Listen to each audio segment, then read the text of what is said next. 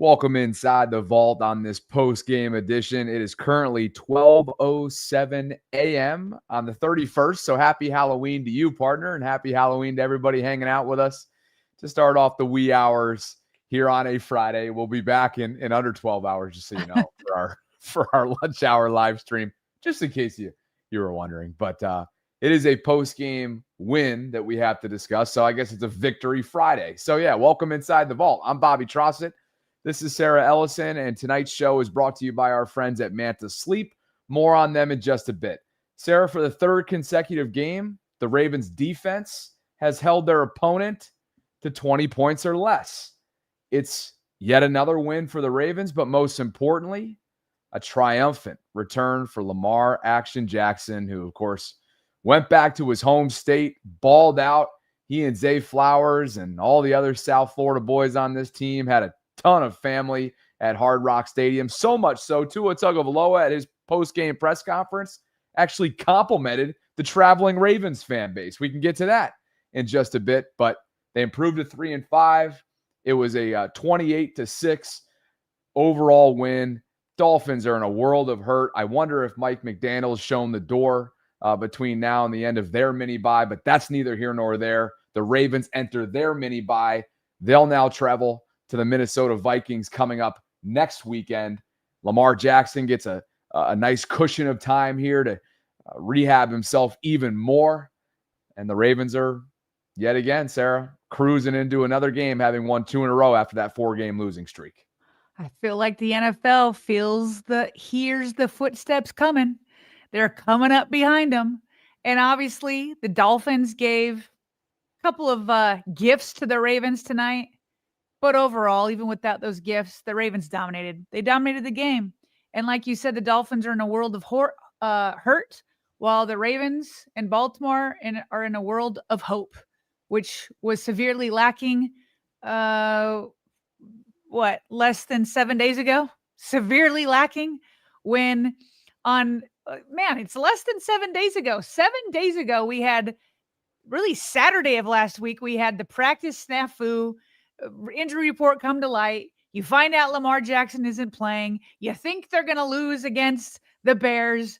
But here we are less than 7 days later. The Ravens put back-to-back wins in a span of 5 days. They have their franchise quarterback returned. They've got their fullback returned. They've got their whole set of 3 tight ends returned. It was the first time that Lamar connected with Isaiah Likely all year.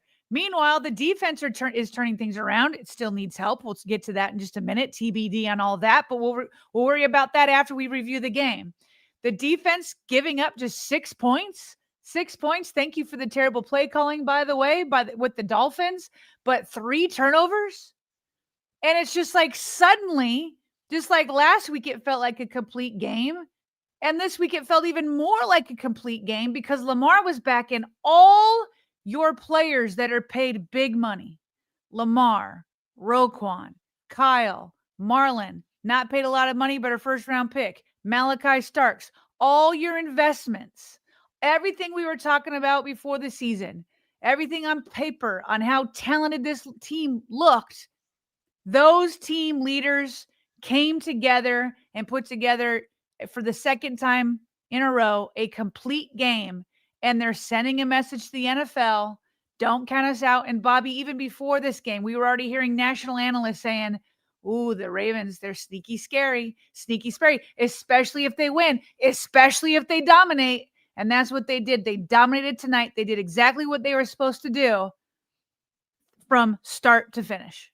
One of the biggest positives on the evening, and there are many, and as you've already teased, there are also negatives that we'll talk about later on in terms of, areas for improvement that they're going to have to shore up at some point after this quote unquote, soft or favorable, whatever you want to call it, next month or so. And this is the first of many steps that they've taken.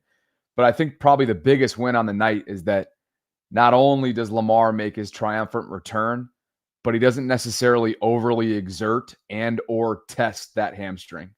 Now, I don't know how close to 100% he was. He did admit on both the Amazon post-game broadcast and in his post-game press conference that he was indeed rusty. Would not entertain that question during his press conference leading into the week. Of course, why would he? Why would he have said anything pregame? But I think the beauty of it is now he gets the mini bye. Now he just gets more time on top of what he's already taken over that 3-4 week window after leaving the Chiefs game to further strengthen that hamstring, to further get some rest and get ready for this second half push. And you have all the numbers right here. He was just yet again in his home state exceptional. 18 of 23, 204 yards, 4 touchdowns. They wanted that Jackson 5 in the end. They just would not take the guy out of the game. I'm sure he wouldn't take himself out of the game because he wanted that 5. He was trying to get Zay Flowers into the end zone. That didn't happen today. But maybe he wanted the 5, but I think more than anything, they've changed how they treat the fourth quarter. Maybe. No fourth quarter lead is safe. I think he was more worried about the win than the Jackson 5, but it would have been nice. Well, we all remember too. Well, okay. I mean, with like 5 minutes left. Were you there for the Bills game? Are you having amnesia of week 1? Well, look, I'm going to go back to 5 minutes left. We're both old enough to remember the fourth quarter in 2022 against these very Miami Dolphins, where they hung 28 in Baltimore and came back to beat the Ravens 42-38. So I get it, but they were just not even a competitive team tonight.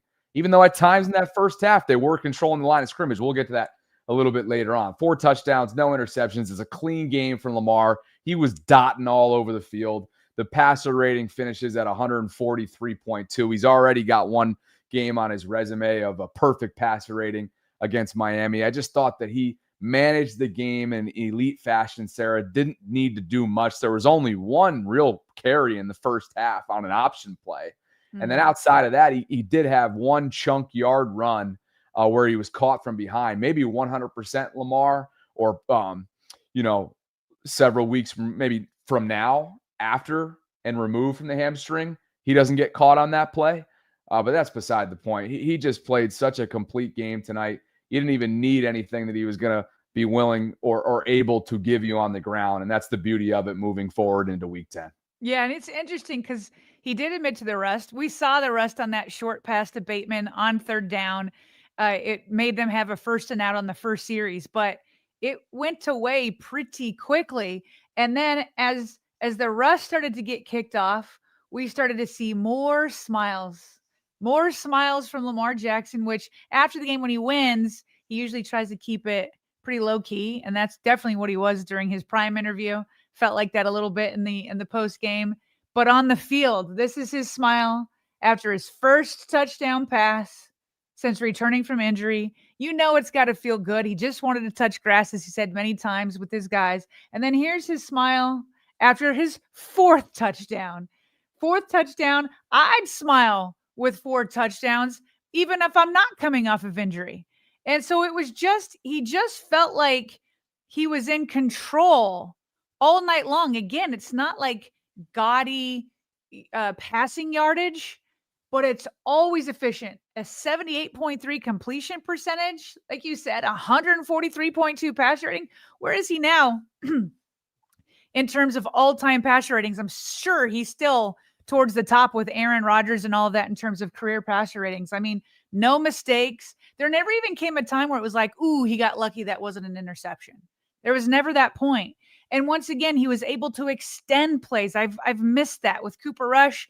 It was like, ooh, if it's not out quick, we're in trouble. Tyler Huntley could extend plays a little bit more than Cooper Rush, and then Lamar just takes it to another level. John Harbaugh called, Bobby, that first down scramble in the second half. He felt like it was the biggest play of the game because the Ravens were 1 of 6 on third down in the first quarter. In the first half. 1 of 6. It was abysmal. They could not sustain drives. And then they came out in that second quarter and they had this third and long in the third quarter, second half. And it was just like, are they going to go 1 and 7 on third down? But that's when he scrambled. And again, I agree with you. He didn't look as fast to me. I also don't know that he was pushing it, but he did what he needed to do to get that first down. And that is when the ball really started rolling. And John Harbaugh said that was the biggest play because that really got the momentum going on offense when it was having a hard time sustaining passes. And so Yeah, I was smiling too all over the place. And then look at this from Next Gen Stats, where he's just moving the ball all over the place. Why don't you go through this? I know you brought it in. Well, it's just dot, dot, dot, dot, dot. I mean, Yeah. he was threading the needle. I mean, some of the ball placement, how about on the long conversion deep ball to Zay Flowers? I mean, I don't know how you can place that ball any better, right in his chest. And so, and hey, to be clear on what you just mentioned too, I didn't expect Lamar to be 100% tonight. Right. Neither one. I don't That's think why anybody did. we said he's going to be rusty. He was less. He got over the rust faster than I thought. And we both said none of these like run options. I don't want to see him running too much. And so he limited it, but he did it when he had to. Yeah. And there's going to be times, again, maybe not over this favorable stretch, but there will be times over the next couple of months where you're going to need everything he can possibly give you. And I would imagine that Todd Monken's playbook and play sheet is going to be wide open. Tonight didn't need to be one of those nights. And that's what's so advantageous going into the bye. Not only does he get ample time and added time to get himself better and strengthen whatever is left to be strengthened with that hamstring, but he didn't overly exert himself tonight. And you already mentioned some of the issues they were having moving the football in that first half. Again, this was a game that was utterly dominated in the second half by the Ravens. Miami actually, and Jordan Brooks, their stud linebacker, he just got up at the podium and was quoted for saying this post game. He's like, quote, I feel like we played well defensively. Turnovers, that kills you. Not capitalizing, not scoring when we could, giving them the ball back, so on and so forth. They did play well at times tonight, and they did bottle up the Ravens at times. I have the numbers at the half, Sarah. This is crazy. So, Miami outgained the Ravens in the first half, 226 to 109. They had 10 first downs to Baltimore's 4, and despite all of that, despite allowing 5.8 yards per play, the Ravens defense did. 226 total yards, like I mentioned. They lost the time of possession battle by 8 minutes. Despite all of that, and you mentioned the 1 for 6 on third down offensively, they took an 8-point lead into the half, and you're just thinking to yourself, okay, this isn't going to cut it against the AFC elites, but you knew it was tonight, and you knew them getting the ball out of the half was a big deal. And boy, was it a big deal. I mean, that was the drive of the night for Lamar and company. They went right down the field. No issue whatsoever. Much like Todd Monken and company did, Sarah, a week ago, not even a week ago, 5 days ago against the Bears. Take them out of their misery. It's exactly what they did to open up the third quarter. And I think that's look, there's a lot of positives to take away from tonight. And the bottom line is they win and you live to fight another week in this league with the hole that they've dug. They got a lot to clean up, but you got 10 days. It's a mini bye. Marlon's going to be doing one of his victory IG lives at some point. He just tweeted it. So, overall, there's a lot to like. What did you say the yardage was at the end of the first half for each team? Overall yardage, Miami outgained the Ravens 226 to 109. 226 to 109. It ended with the Ravens ahead 338 to 332. So the quote from that Dolphins player is true for the first half. It's not true for the second half. And you have to play 4 quarters. We've learned that in Baltimore many times. And here's another big difference. They also didn't play well in the red zone. Ravens were 3 for 3 in the red zone tonight. That's what we were looking for. That's what we asked from Todd Monken. 4th down, 1 for 1. Goal to go, 3 for 3. It was that third down. They were 1 and 6 in the first half. So that means by the second half, they were 4 of 7. 4 of 7 in the second half. I mean, it was just really night and day first and second half from of that offense because in the first half, the first touchdown, they really got off of the Alohi Gilman forced fumble. And so they were right there, and it took 4 tries to get in. I was getting a little bit nervous. They did have that second touchdown, which was nice, but like that was the main kind of drive. I mean, it was really one of them was off of Alohi. And so But this is why it's so important to stick to your game plan. And I'm glad that Todd Monken did it again until they went to the half and made some adjustments as a team. But you kind of want to be like, oh, it's not working when you're just like going up the gut with Derrick Henry over and over and over and over again. It felt like he was getting stuffed. He was like averaging like around less than 2 yards early. But once they went into the half and you had gotten the Dolphins to commit to Derrick Henry up the middle so often, then they come out and they've spread the offense out horizontally. And suddenly you're doing a little screen pass. And I know people don't love those, but you have to do it once or twice when it's so compact on the inside and you need the defenders to worry about the edges. So they did that with Zay, gained like 5 yards or so. They started attacking the edges with Keaton Mitchell or even Derrick Henry went outside. And then once you started to be able to get success with this more spread offense, then once again, you started to go up the gut with Derrick Henry. And now he's really starting to like, bust off a couple of 8, 9, 10, 11 and more runs. And so I just thought that Todd Monken and company adjusted really well in that second half. And that's why it went from being only 100 yards in the second half or in the first half and the Dolphins being super ahead. And by the end, the Ravens pulled ahead in the second half. It was a great, great adjustment by the offensive coordinator. Yeah, it was a tale of two halves. And if you've been counting, Todd Monken's had a couple phenomenal weeks. Now, the short yardage situations and some of those issues continue to linger, and that's got to get cleaned up. You saw it in the first half. But you also, to your point a minute ago, you also saw them convert on fourth down, like you mentioned, to Mark Andrews. Mark came into the night with 2 combined touchdowns through 7 games.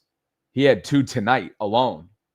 So great for 89 to get involved. You've already mentioned that it was a full-on effort from all 3 tight ends. How about the graphic that we have up on the screen right now? Dante with some good analytics and historical numbers where Lamar finds himself in elite company, the most games of 4+ passing touchdowns and 5 or fewer incomplete passes. He and Peyton Manning atop a list at 6 with Tom Brady, Drew Brees, and Aaron Rodgers south of them. So, yeah, it's pretty good company when you're sitting at that table. But, Sarah, on the specific design of that Mark Andrews touchdown, again, on 4th and 2. Which one? The first one? Oh, yeah. On the 4th first and 2? one. Okay. Pretty gutsy. That's pretty gutsy. That was a mesh design there, right? Back of the end zone. It was just beautiful from the Ravens. Early on, they're establishing, hey, we're here. We're here to absolutely demoralize you guys tonight. We're going to capitalize on your mistakes. We're the far, far superior team, both talent, execution, and where we're headed. As Ryan Fitzpatrick said post-game on Amazon, these are 2 teams heading in opposite directions. And I don't know where the Ravens are going to end up, but they're certainly trending in the right direction. And Miami, who knows? They might be pulling the plug on Mike McDaniel, and who knows? Anthony Weaver might end up getting an interim head coach job in the next few weeks. And at times in that first half, you're thinking, man, Anthony Weaver's familiar with Lamar. Look at these guys. They're rolling. But tonight was about just, they gifted a lot, Miami did. But we know that talent at some point tonight was going to ultimately show its face. And we saw that. And here he is as he continues his dominance against his hometown team. Improved to 3-2 against the Dolphins. He's thrown 18 passing touchdowns to just 1 interception, Lamar, over those 5 games. You see the averages in terms of passer rating and passing yards. Well, maybe you don't if you're listening to it, but it's 281 passing yards per game.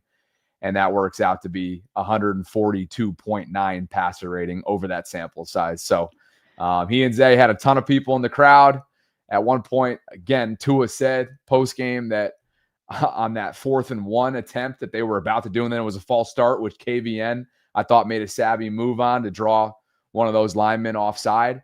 Tua said that on that specific play, Ravens fans were causing a disruption with noise and overall, vocals at Hard Rock. So salute to the traveling flock, I suppose. Well, Bobby, you asked in there, you said in there, you're not sure where the Ravens are going to end up. I have a feeling where they are. Zay Flowers has a feeling and stated it on national TV of where he thinks they're going to go. But before we get to Zay Flowers, and his prediction of what's happening. Why don't we do a read and go through some super chats first? Yeah, sounds good. Thank you guys for being with us. It's 12:27 a.m. for those not watching in real time. So we are getting into the wee hours. Hopefully we'll stay on task.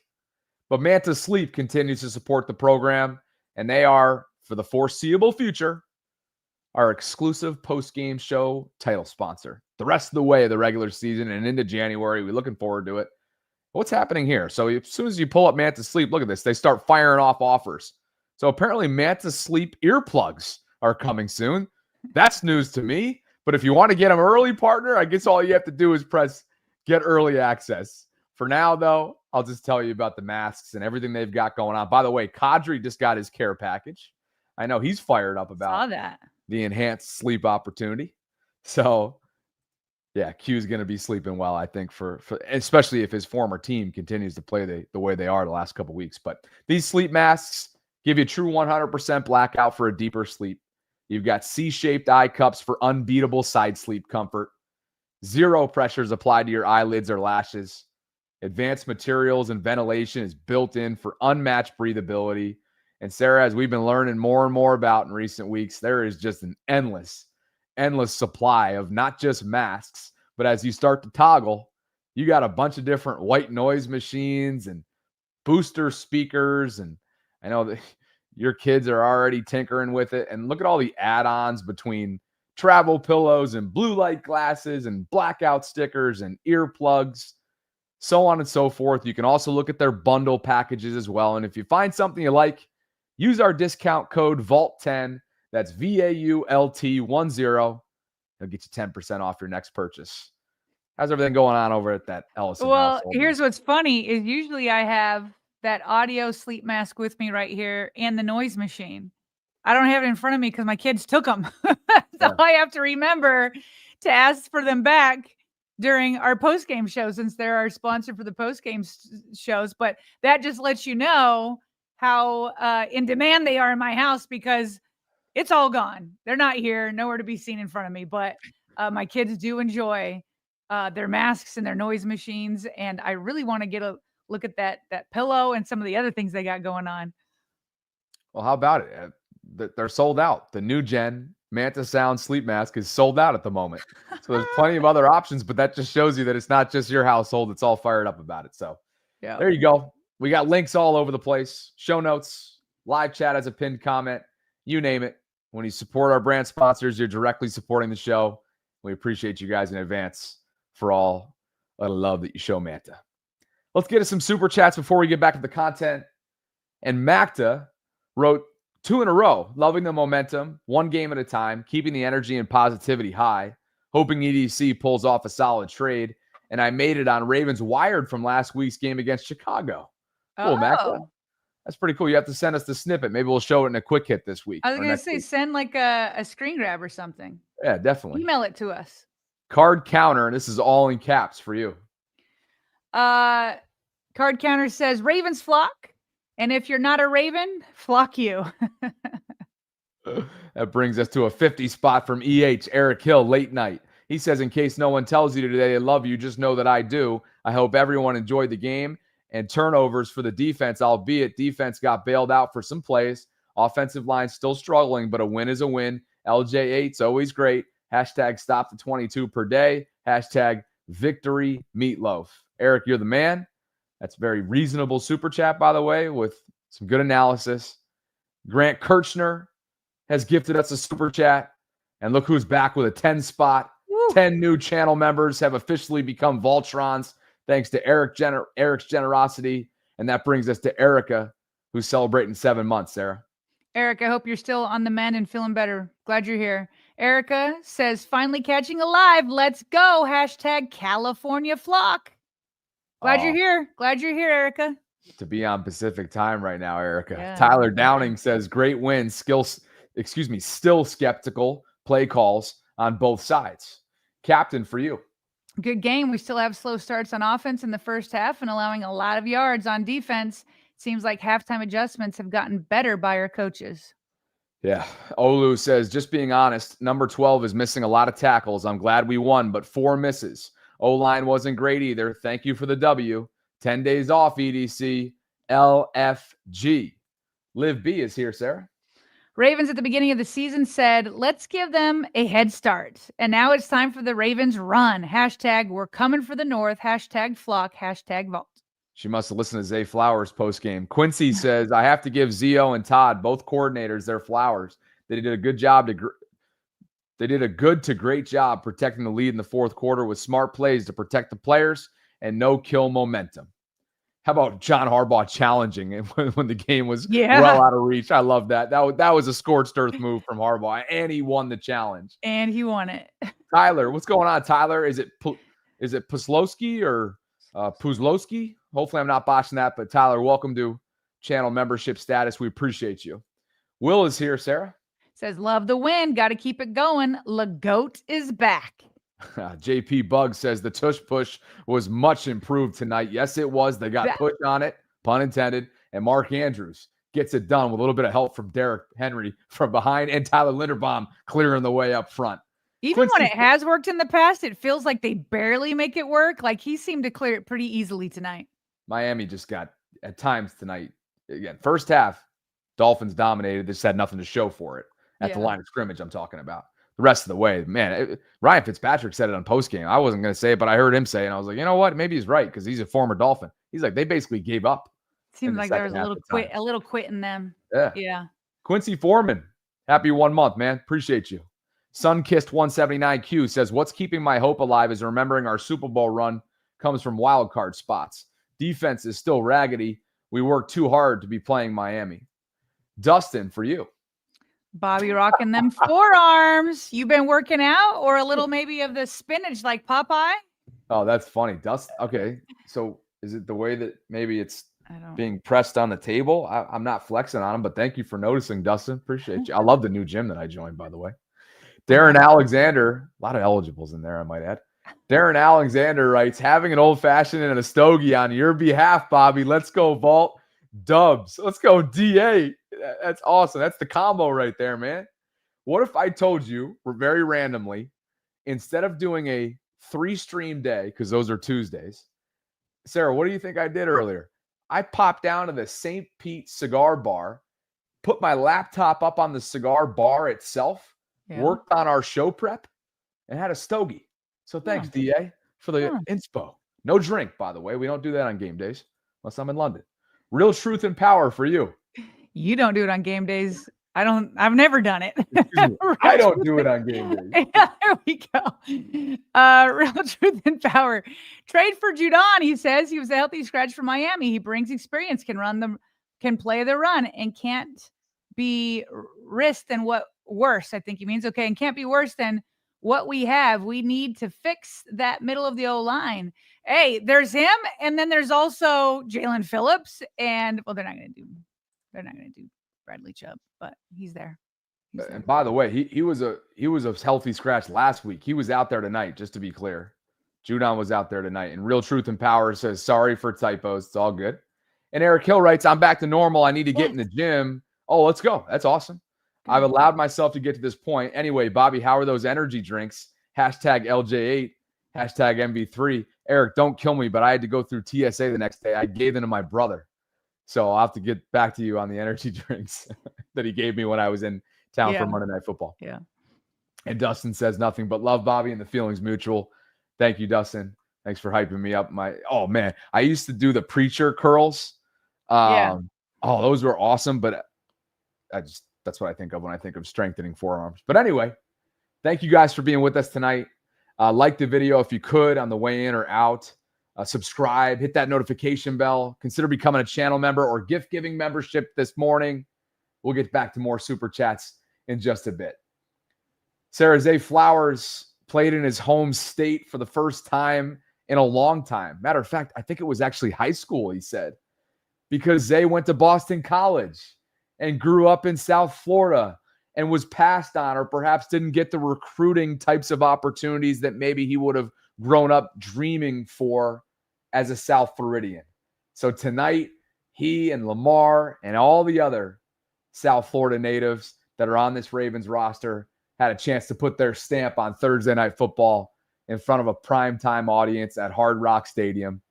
Zay caught up with Cameron Wolfe, Sarah. He's an NFL Network reporter and had a whole lot to say, not only about the evening itself, but about where the Ravens appear to be headed right now.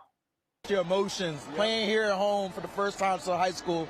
What did it feel like in the game and to win this way? Hey, I've been waiting to play here for a minute. I ain't get to play for the Canes. I ain't get to play here, so I'm at least glad I got to come play in my hometown one time and be able to do something. My whole family see me, so it's special. Was there a moment where it really hit you? Nah, when I walked in, I'm like, bro, I used to see this stadium as a kid. Now I get to play on. Now I get to play in it. Yeah, and to win this way, I know it's been a rough year, but to do it this way here, what does that mean? Man, like I said, man, we just getting started, man. We just getting started.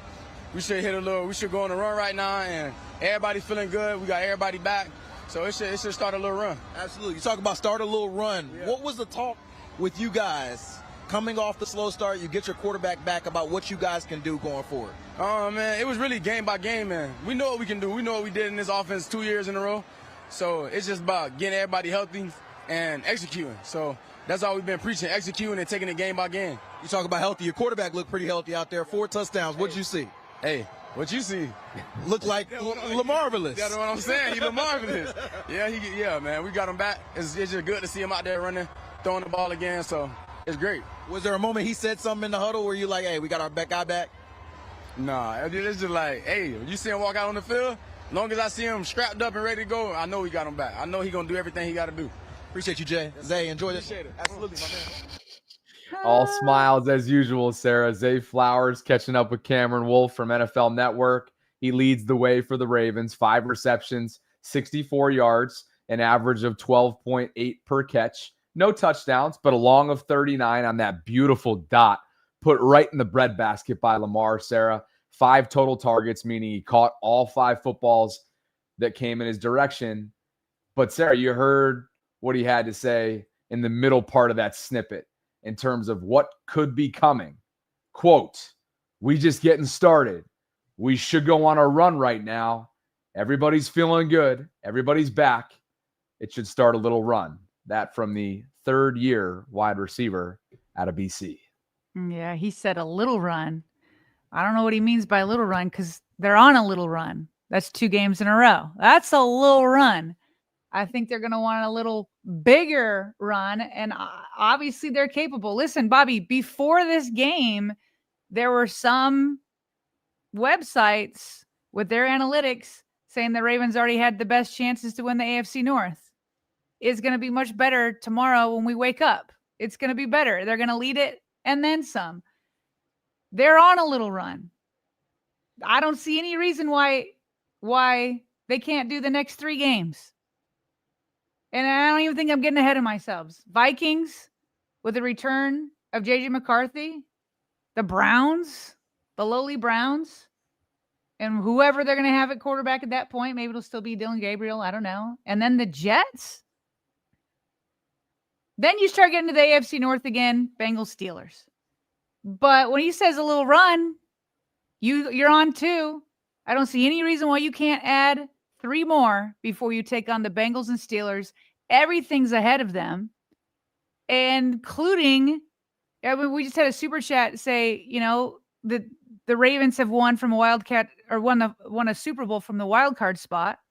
Now, I'm not going to talk about a Super Bowl right now, but if they win the AFC North, there's no reason why they could look into the playoffs and all those types of things. So they got to keep it 1 game at a time. They can't look ahead, although he did just right there a little bit.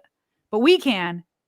And I see things setting up extremely well for them over the next 3 weeks. Well, speaking of runs, in order to go on said run, I think we both know that you need a little bit of help defensively. And November 4th is right around the corner.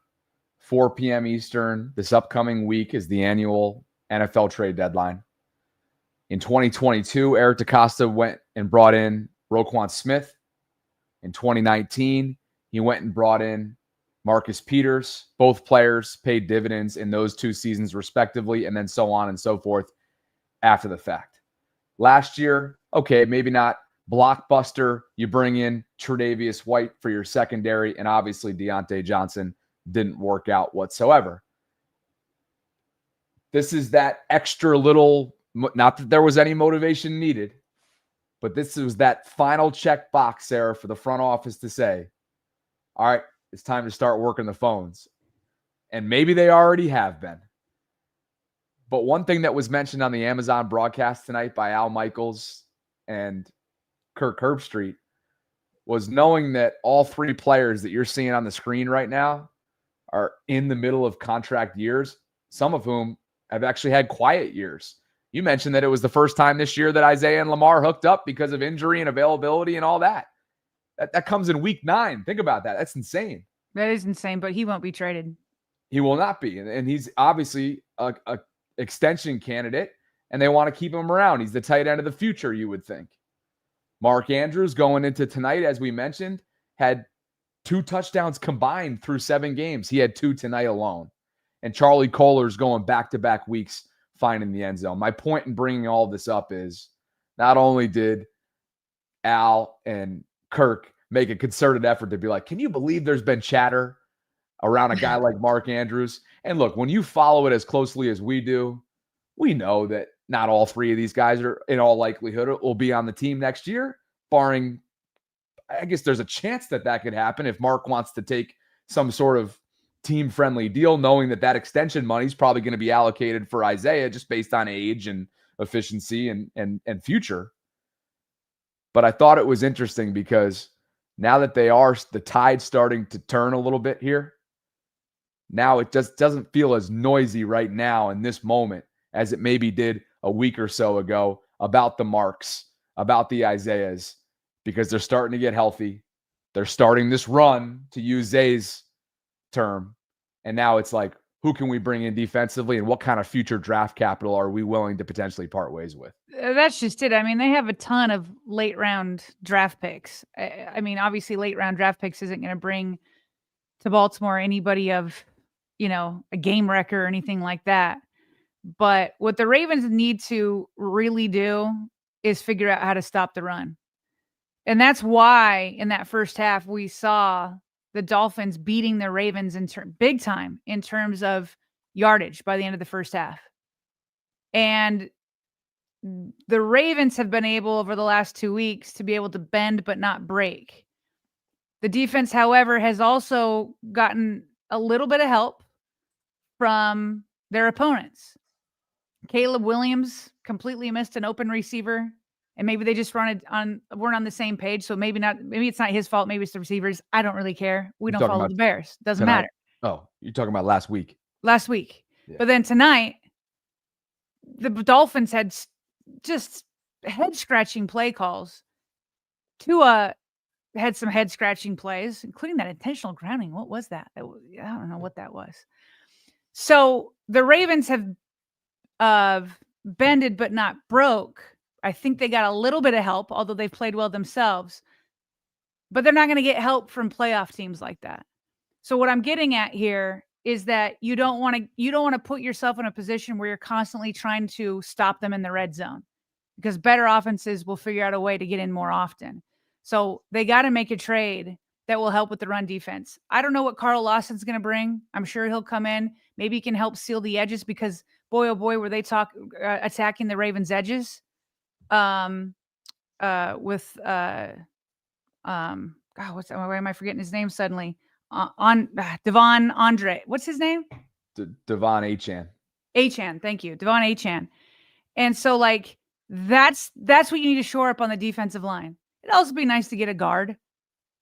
It'd be really nice, because it stinks to watch Derrick Henry run up the gut and get no room whatsoever. The Ravens figured it out by spreading the offense horizontally. But that's what you got to do. And whether they use one of these tight ends, I don't know if they will. They just saw themselves give up Odafe Owe, and suddenly they're extremely thin at outside linebacker. They've had Isaiah Likely injured for for the first 4 weeks. He came in during the Chiefs game, but that's when Lamar went out and they never linked up. And so, do they want to risk that after they just saw Likely go down for so long? Do they want to risk that when 3 of their tight ends had big plays this week? I don't know. All I know is that Eric DeGosta has already been working the phones. he's going to have to wait until after Sunday to have teams actually say yes, because that's when they're going to decide whether they can go for it or not. Although the Dolphins already know. While he's in town, did you have dinner with the Dolphins GM? Just take one of those pass rushers home with you. That just seems like hey, the plane's already here. Just jump on the plane and come on over. But that's the type of stuff they're going to need to get done over this next 10-day break. Yeah, I think you brought up, the interesting point there of like the constructive exercise, just like we did after. Yes, the Bears came in winners of 4 in a row, but there were clear gifts that, helped not ultimately decide the game, but it required some context in terms of how the game could have been a lot closer maybe than it was. And I think that point stands tonight too. And we've already kind of mentioned some of them. Early on, Miami misses a field goal. They're moving the ball at ease. They miss. Well, and they missed the field goal because they had a penalty on 4th and 1. Correct. So that was already a problem. Keep going. Sorry. And that's what I've already mentioned a couple times in terms of what led to that pre-snap penalty. Tua was on record for saying that the traveling flock were disrupting the stadium noise-wise. So credit to the Ravens flock for having an impact or a real, maybe Tua's looking out for his guy. I don't know. Like whoever committed that pre-snap penalty, he might be just showing him a little bit of love. But the point is that there were plenty of gifts tonight that just deserve mention for context purposes. They fumble at their own 13, does Miami. We talked about that. They turn the ball over 3 times. Now, it's obviously so much more significant as it relates to the Ravens because 2 of those 3 were not only, matter of fact, all 3 were newcomers, 2 rookies and Alohi.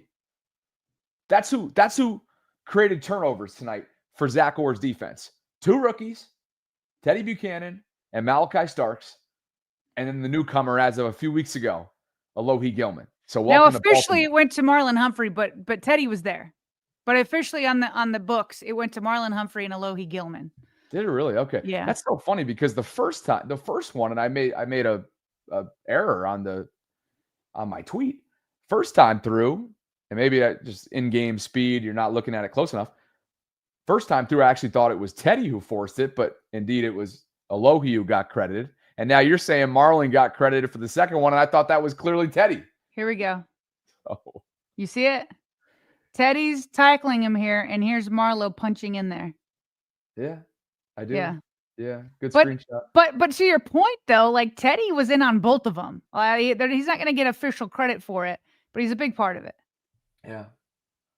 And just to finish that thought in terms of some of the other context pieces here, how about the phantom tripping call? That was insane. And I'm sure some of you out there are like, man, the pendulum's swinging. The Ravens have been on for back-to-back weeks now. The right side of some of these mind-boggling sort of bogus calls that clearly, in this case, today's in-game official analyst completely disagreed with the tripping call. Like that was about as phantom as it gets. And sure, maybe they came back around and docked Rashad with what was pretty blatant, unsportsmanlike as a makeup call, like a little bit while after. But that was pretty strange. And there were a couple other notes too that just was a total piss poor performance from Miami across the board. I mean, that was some ugly football from them. Tua's intentional grounding. Yeah, there was some bad stuff over there. Yeah. But I don't want to stray too far. We were talking about those tight ends. Can we just dig in a little bit deeper on what they did tonight? I know we want to get over to the defense here soon enough, but on you already broke down Mark Andrews' first touchdown pass really well on 4th down. The second one I really liked. I really liked number 1 that Todd Monken had Keaton Mitchell on the play. We had a super chat during today's live show at lunch where they were like, please use Keaton, but also please put him in on pass plays so you don't become predictable. And that was the first thing I noticed. Like it was like Keaton Mitchell's very first play of the game. And it's like, I think they were expecting him to run. They probably saw on tape what happened last week against the Bears. They wanted to be outside and he was able to open things up a little bit. So I liked that Todd Monken broke tendency and avoided the predictability. But then also I got to give Todd his flowers because the play design had the Dolphins 2 defenders, the defensive backs, run right into each other. I mean, one of them got knocked down. Yep. So, I mean, this was like one of the easiest touchdown passes that Lamar could have thrown because Mark was wide open in there. So I love that you had the first touchdown. There's the second one. Now, correct me if I'm wrong. This touchdown pass to Charlie Kolar, was it basically the same design that Tyler Huntley threw to him last week? Gosh, it seemed like the same result, right? This time he actually tripped on his route. He tripped on his route, but he still was going across the line, acting like he was going to block. He didn't trip last week, but I think he was doing the same thing last week. Oh, he buried himself in the trenches as long as he could, and he's like 6'5". I don't know how you hide, but he was like, it was almost like he was burrowing through to make sure that he tried to like remain anonymous or remain like as invisible as he possibly could, air quoting invisible. And then all of a sudden, after he kind of catches his balance, he's just so wide open. There's daylight. There's nothing but daylight. And that's the easiest touchdown that Lamar will probably have this year. And before he even got the football to Charlie, it was in the air, and Lamar's got his hand up, like doing one of the Steph Curry. I think I have that in here. Well, there's Charlie. First of all, Charlie has the best reactions. But there's Lamar. There it is. He did it again. It's in the air. He knows it. He's got his hand up with the number 1 sign. Boom, right there. I love seeing Charlie in there because, again, it just throws people off.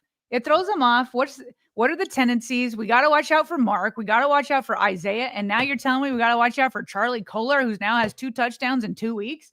And is this the "are you not entertained" pose that he's got going on here? I'll just throw something out there. If I'm on it, he's not saying this, but I'll say it for him. If I'm on like double-digit other teams in this league at this point, I'm a lot more of a household name than I have been in Baltimore, playing with Isaiah Likely and Mark Andrews throughout my entire career, So he'll be definitely one to watch looking down the line. Where does he end up going, in the offseason? Do the Ravens prioritize bringing him back if Mark ends up going elsewhere? Does Charlie want a different change of scenery with more opportunity? We'll see. But he is the ultimate competitor, Sarah. It's awesome to see when he's actually directly involved in plays rather than doing the dirty work that you don't often hear about, that doesn't catch all the limelight. 88's just, and we love him too. I mean, he's a friend of the show, just a locker room good guy. And whenever he gets to cash in, you just can't help but smile. I so enjoyed having him on the show. He's such a likable guy. He's so nice and selfless and would never say anything too crazy. But then here's the final touchdown. This time it wasn't a tight end. The first 3 were all the tight ends, but then to Bateman, making up for that unsportsmanlike. And by the way, that unsportsmanlike penalty, as the broadcast pointed out, he didn't finish his route. Like, don't give up because you think you got the flag. Play through it, and then you can ask for the flag, but not in a, such an aggressive way that you're going to get a flag. But finish. And he got called out earlier this year for not finishing a route. And we didn't know, and we were like, did he lose it in the sun? Yada, yada, yada. Even John Harbaugh was like, yeah, somebody asked him about it. And he's like, what did it look like to you? And he goes, well, it looked like he quit on the route. And John's like, just nods his head, little head nod, didn't put up any protest there. But however, finished the route bait, but we're happy you got the touchdown pass.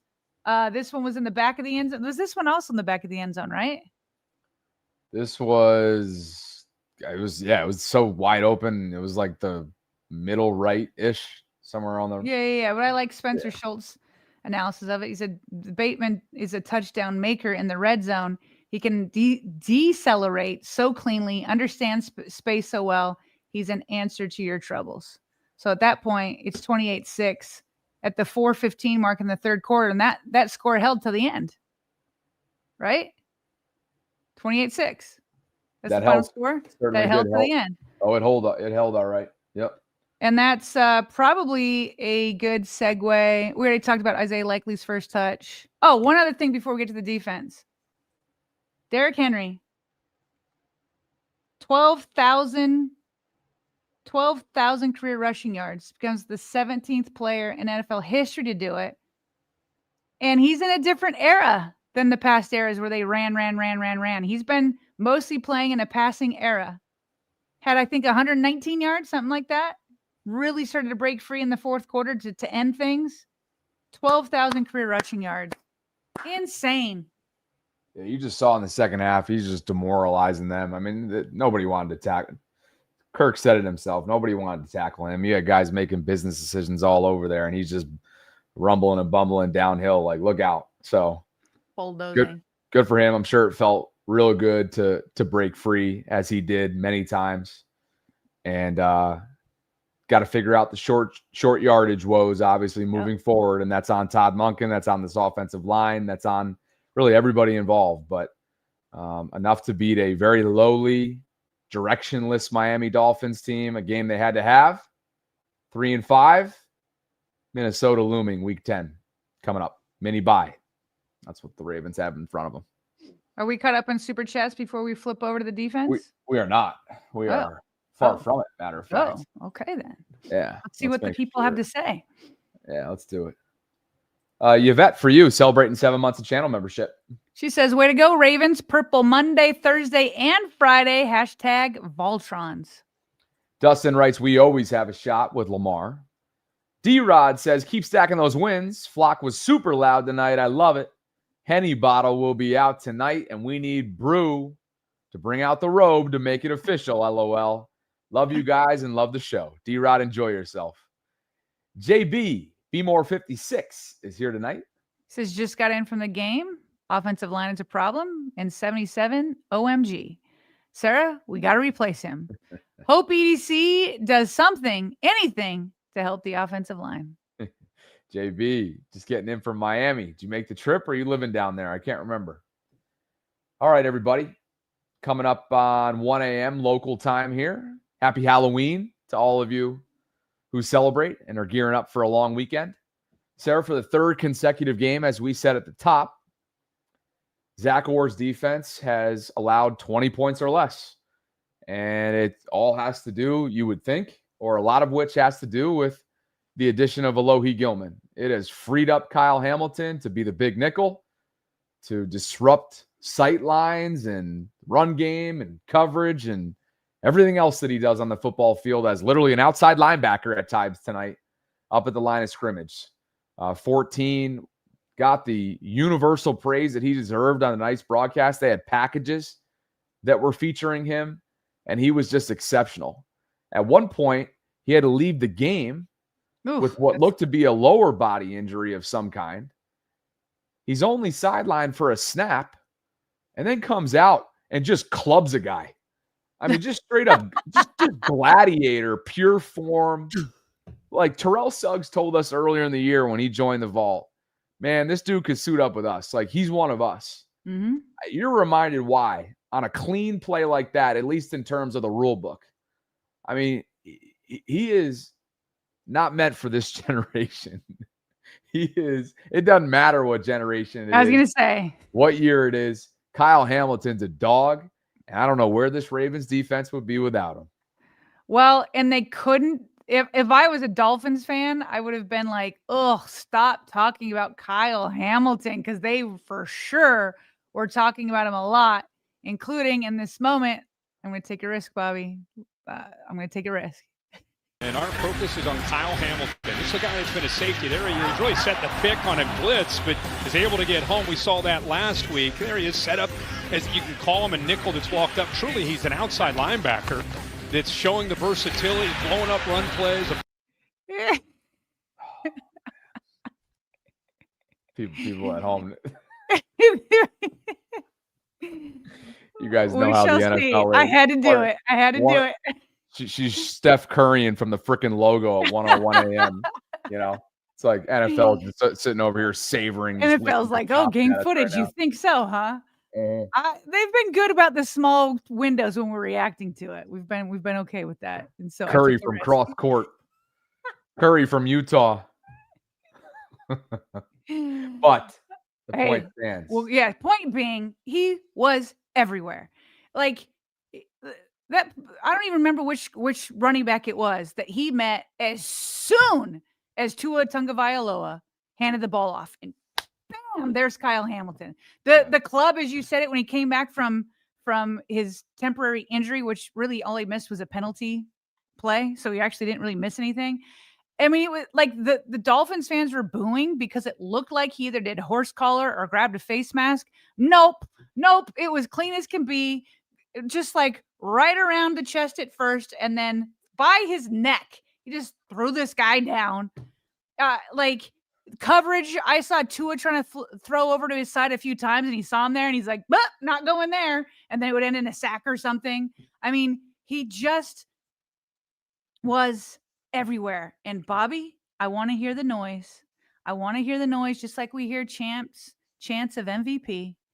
I don't see any reason why Kyle Hamilton cannot start to get a little bit noise when it comes to defensive player of the year.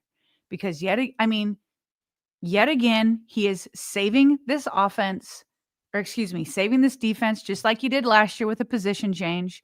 I mean, sometimes he's at linebacker, sometimes he's outside linebacker, sometimes he's in coverage, sometimes, I mean, he's just everywhere. Strong safety, whatever you want, coach. Like, I seriously want one of these times for him to just be at defensive tackle. Like, I don't feel like I'm asking for too much. I feel like he could do it. I feel like he would just leap right over the center and do damage that way. I mean, he's just absolutely everywhere. And since this change has been made with Alohi Gilman, I do feel like we need to give flowers to Zach Orr before we dive into some of these other defensive players, because somehow, some way, partially because he has Marlowe back and Roquan back and Alohi in there, but without a legit interior defensive line, with an extremely thin outside linebacker group, he has been able to use his stars in ways to, yes, manufacture pressure. There aren't like these busted plays anymore. There aren't things really getting over their head. For sure, they haven't stopped the run yet. They've been good in the red zone. Again, they've been gifted a few things by their last two opponents. But Zach Orr has been able to right the ship. And this time they didn't bring in Dean Pease or somebody else to hold his hand while he does it.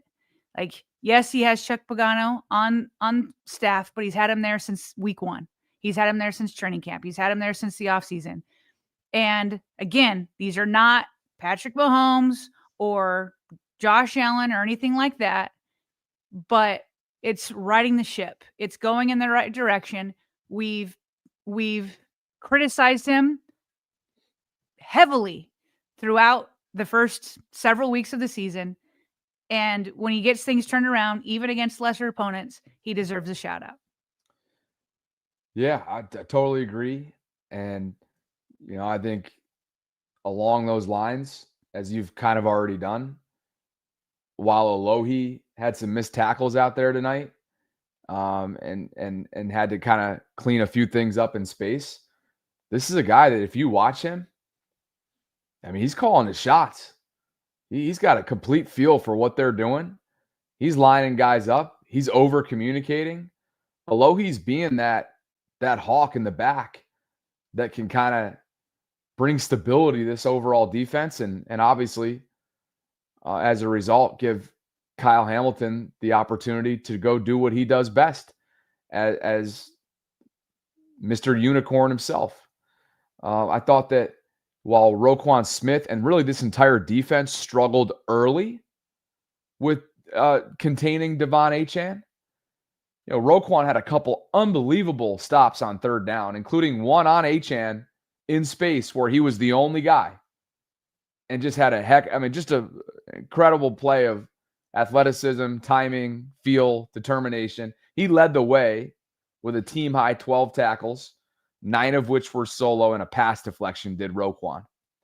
Teddy Buchanan, earlier today, he was named AFC Rookie of the Month defensively wise. He had 8 tackles, 4 of which were solo. He was all over the football field. And so, we'll get to Malachi in just a bit with his first career interception, which was kind of a gift from Tua. But hey, it still required concentration and skill to haul that thing in. So, yeah, they gotta clean things up for sure. Yet again, it kind of felt similar off the top until the missed field goal. It felt very similar to the Chicago game. They were bending but not breaking, and then Mhm. limiting the Dolphins to field goals until Patterson missed, like we've already mentioned, that second one.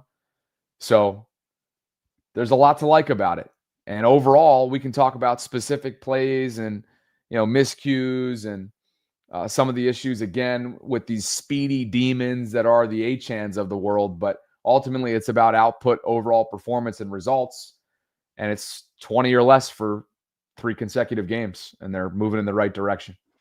Yeah, it's interesting because it seems like with this trade with Alohi here, it has completely changed this defense. And as much as the Ravens are still missing a pass rush, I think that they made the right decision.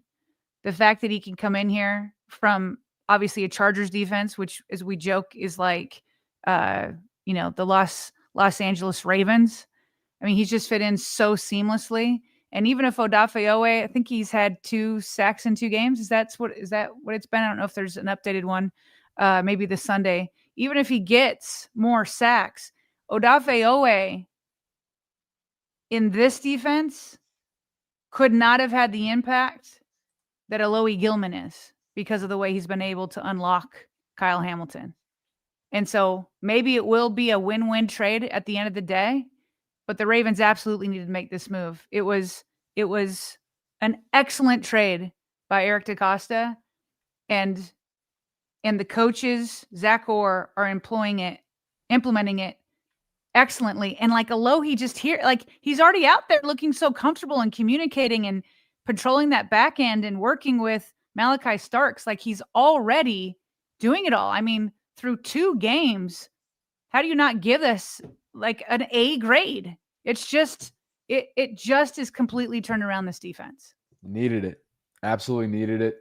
Congratulations to his running mate, Malachi Starks, for his first career interception.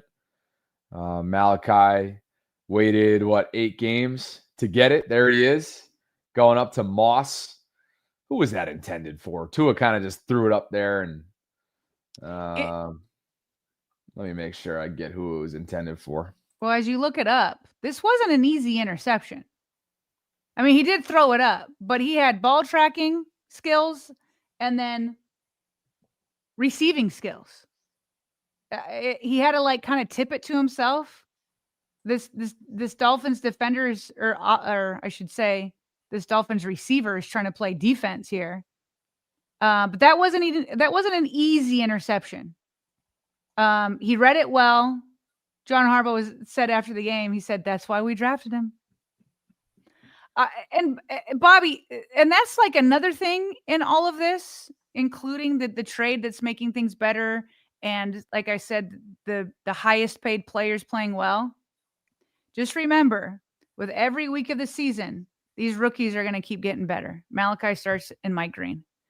Mike Green had another sack tonight. Still feel like he could seal the edge better. He's still got to get to that. He's got to help in the run game better.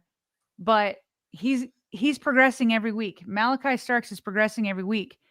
Like, to have your first 2 draft picks in here performing the way they are and knowing that they're just going to continue getting better is another reason to believe that the Ravens can turn things around. Taj Washington is who he went up and got the ball from there. Tua was attempting to target his tight end. So Starks told Taj, "Whoop, I'll take that."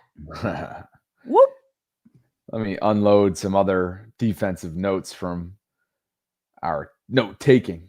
Brent Urban recorded a sack, his first since 2023. So good for him. Let's see. What else do we need to share? How about this guy? We talked about him a little bit, but we should probably give him a little bit more love while we're talking defense. Yeah. Go ahead. Yeah, no, I said what I want to say. I mean, it's just happy for Teddy. He gets the honor earlier today. We kind of both were like, wow. We were both like, all right, respectfully, was there not any other AFC defensive rookies that were? I mean, it's just such a it's such a brutal month, this team, that I found it odd that a team that was, winless outside of the Chicago game in the month of October a key member of the defense in the middle won the Defensive Rookie of the Month award. But hey, I know it's because it's volume, right? It's snap count. It's how much they're asking of a rookie. Mm-hmm.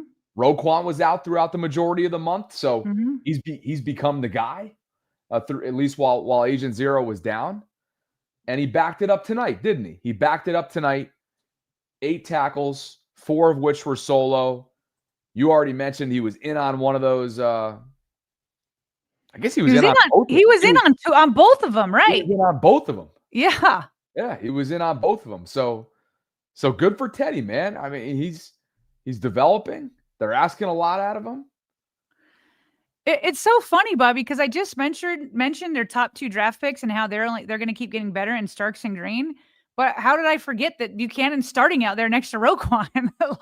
It's probably because he comes off the field more than Starks and Green does. He'll come off for Trenton Simpson, I think, in coverage, and then obviously Kyle will sometimes go and play inside linebacker. But my goodness, that's your first, second, and 4th round draft pick. The only way this draft class could get better is if Emory Jones suddenly saves the day in a month and becomes this guard that comes in and is finally the one that outplays either Voorhees or Va'alele, and finally is the guy who can say, okay, now we have somebody who we feel like can put one of these guys on the bench. That's the only way the beginning of this draft can get better, is if Emory Jones comes in and saves the day on the offensive line.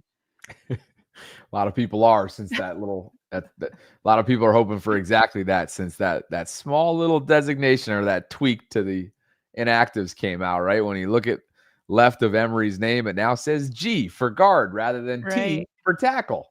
People picked up on that because I think they're dreaming of a change at right guard. Mentioned it briefly earlier on, nothing overly significant about it, but just so that we're thorough. John Harbaugh's challenge on whether or not Achane came down with the ball and secured that, overturned what would have been a big gain. So, from a defensive standpoint, and also to John Harbaugh's feel for that moment, even though the game was well out of reach at that point, credit him for not taking his foot off the gas.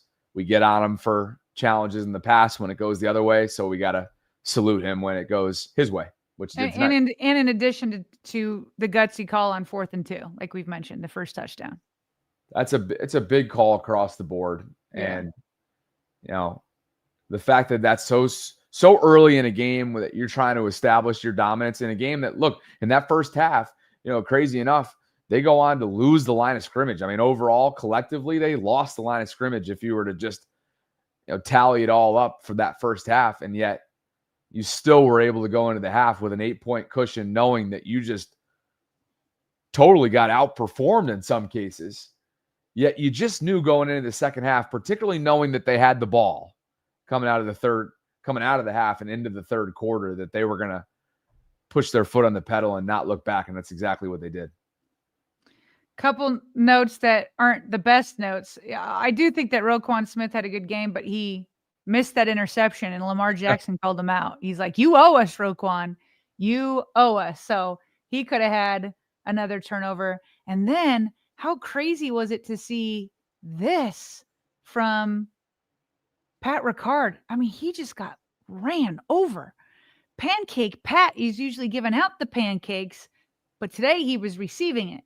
Now, to be fair, usually you have a left tackle or a right tackle on is this Bradley Chubb right here? It is Bradley Chubb. Yeah. That's the guy I want to come home on the plane, but I know that's just dreaming right now. We're dreaming about Emory Jones saving a day and Bradley Chubb saving a day. We're just dreaming at the end of the stream here.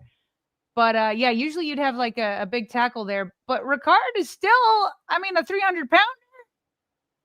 This wasn't the only play that he got put in the dirt, too. So I think he's just trying to get himself back. We'll see the snap count tomorrow. He 14 for 23% of the share in his season debut 5 days ago. So not only is it a quick turnaround, but Bradley Chubb is a heck of a standout player for a really struggling defense. So yeah, it's pretty jarring. I think we all had the same reaction to this one. Not sure we've ever seen him be on the wrong end of a trucking like that, but Right. And it wasn't even like he was like blindsided or like it was just, okay, this is man to man.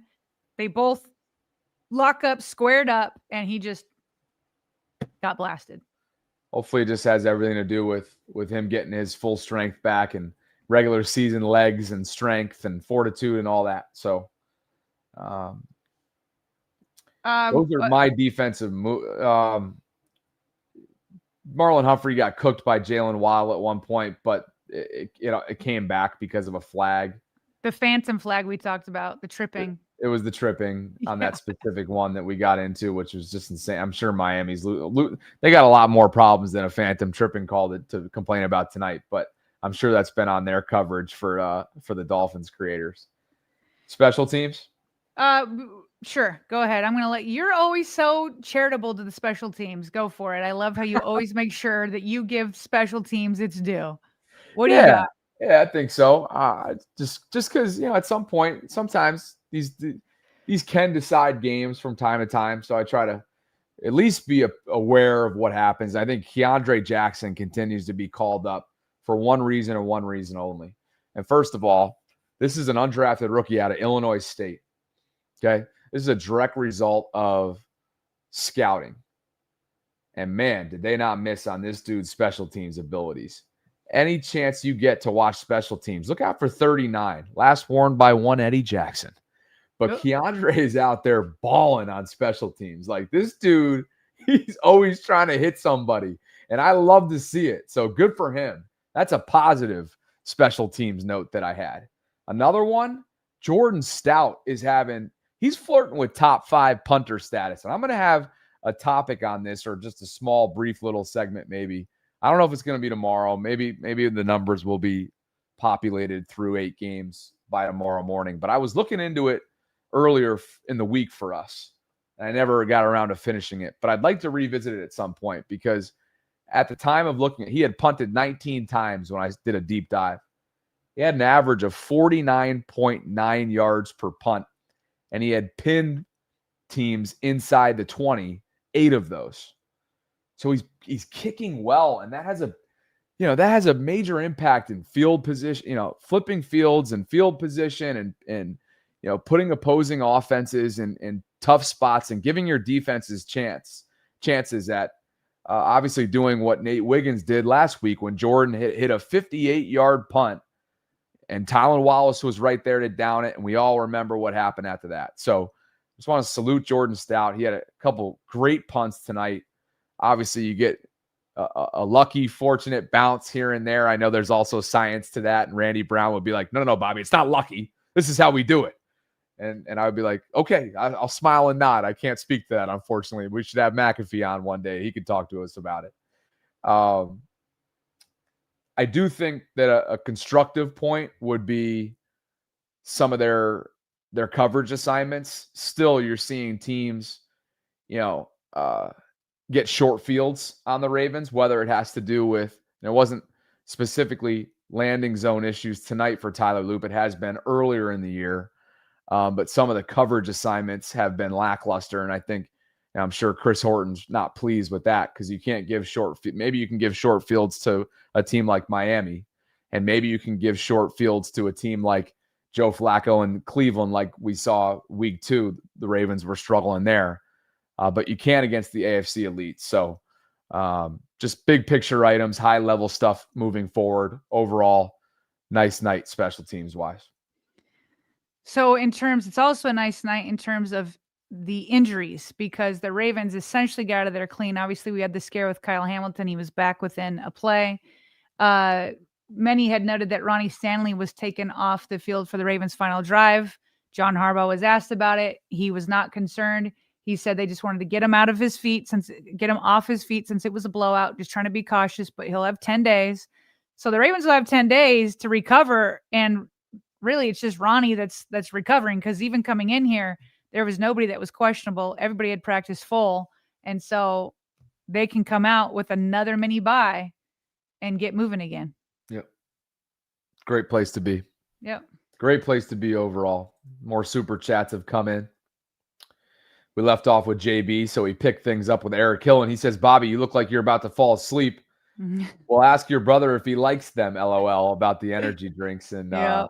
promise I'm awake. I mean, it is 1:21 a.m., but if I look sleepy, sorry. Nick Clemens, for you. Says if EDC is serious about going on a run, we need help on both lines. Calais Campbell, Quinnen Williams, Kevin Zeitler, or Cesar Ruiz. A man can dream. I dream of Lamar hoisting a Lombardi. Thanks, Nick. I just hope another GM says yes to him. I think EDC has the money and he has the resources. He just needs a GM to say yes to him. Who's going to be the willing trade partner? Jersey Mike says, was at the game. Flock was loud. Got to give Bobby credit. He called Teddy starting before the season. The O-line is hot. Was that one of my predictions? You were all about Teddy from the get-go. Yeah. Really from the draft, quite frankly. Yeah, I love Teddy. I do. I loved when he came on the vault. Yeah. I loved his physicality. I loved his study. I loved his underdog. If you follow his collegiate career, like we studied up on him when he came on the show. I love his underdog mentality, what he's overcome, who he was passed on. He transferred to Cal. Like, it's just got a great story. I think where this maybe came up was the whole conversation in terms of like, was it Trenton's job or not? And I think I was, suggesting that it wasn't safe. And it has proven to be the case. I do like that Trenton continues to find that role on third down and some Sam opportunities like we saw from Coach Derek Coleman, right? We had him on earlier in the week. I thought he gave a great breakdown in terms of where Trenton might be used moving forward. And, Trenton's a great special teamer too. Anyway, that brings us to Quan. Quan says, Ozzy has his ring. EDC, go get yours. I'm fine with only having 3 draft picks if that means us getting reinforcements. I don't know about 3. Let's not get too crazy here. How about this? They don't need 6 on day 3 in the 5th round or whatever it is. Yeah. All right, that's We ridiculous. don't need 6 5th rounders. Not all those guys are making the team, especially when you keep having all these undrafted rookies make the team. I'm already stressed. They have like 8 picks or whatever it is on day 3, and I'm I'm the best man, as you already know, in my college roommate's wedding in Baltimore. That ain't gonna fly. It's gonna be a little brutal. It's gonna be a problem. Who's gonna guest host the vault for 10 hours a day? Remember our live coverage from this? I'm not doing 10 hours. You're crazy during the draft. Something like overcomes.